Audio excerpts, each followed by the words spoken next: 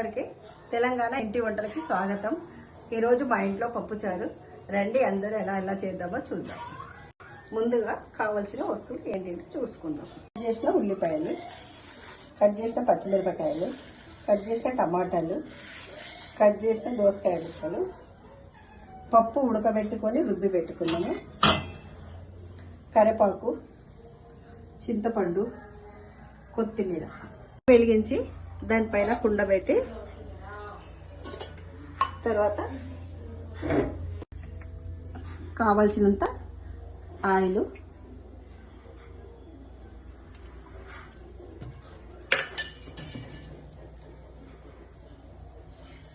నూనె వేడైంది. నేను ముందుగా కలిపి పెట్టుకున్న జీలకర్ర, ఆవాలు, మినపప్పు ముందే కలిపి పెట్టుకున్నాను. అది తగినంత వేయాలి.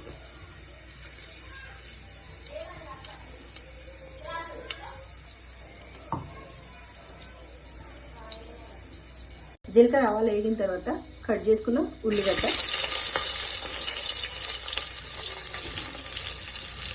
అది కొంచెం ఫ్రై అయినాక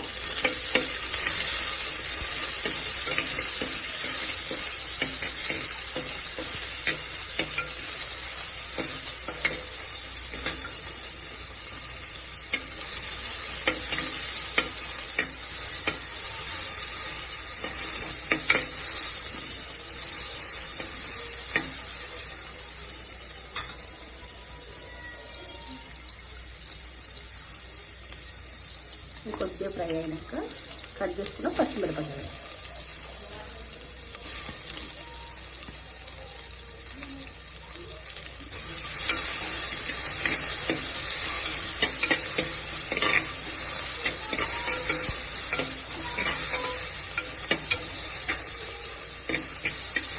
అందరూ కుండలో చేసుకోండి, చాలా బాగుంటుంది.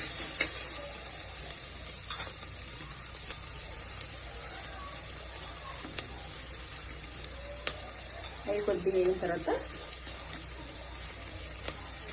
దోసకాయ,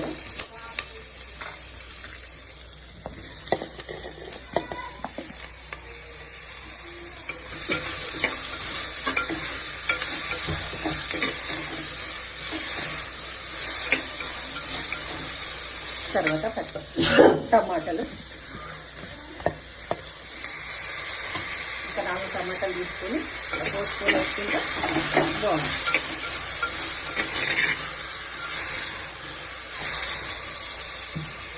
ఇందులో కొద్దిగా ఉప్పు,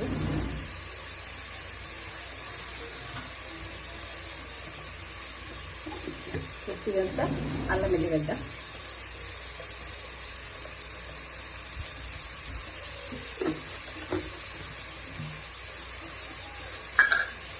కొద్దిగా పసుపు,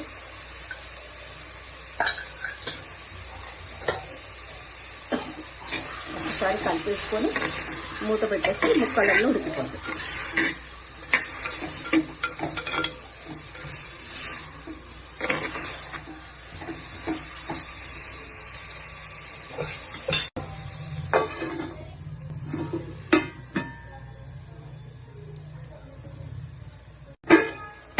మధ్యలో ఉడికిందా లేదని ఒక్కసారి టమాటాలు చూసుకోవాలి, కలుపుకోండి. ఇది ఉడికిపోయింది.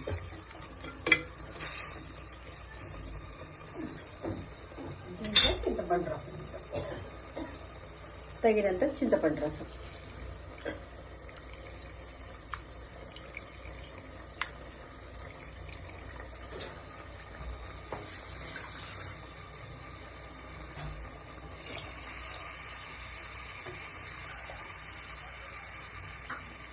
సరిపడా నీళ్ళు పోసుకుంటే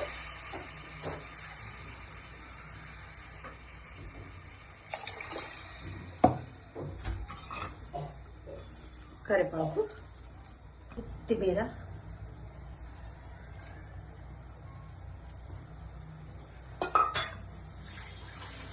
దీంట్లో సాంబార్ పొడి వేసేసుకొని ఒక్కసారి కలిపేసి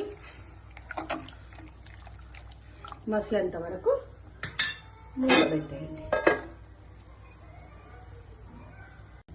తగినంత కారం, పప్పులో అందులో వేయద్దు.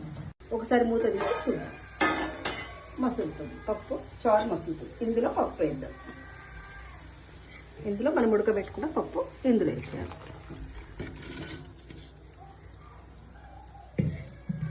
ఇది ఒక 10 నిమిషాలు మరిగిన తర్వాత దింపేసుకుంటే పప్పు చారు రెడీ.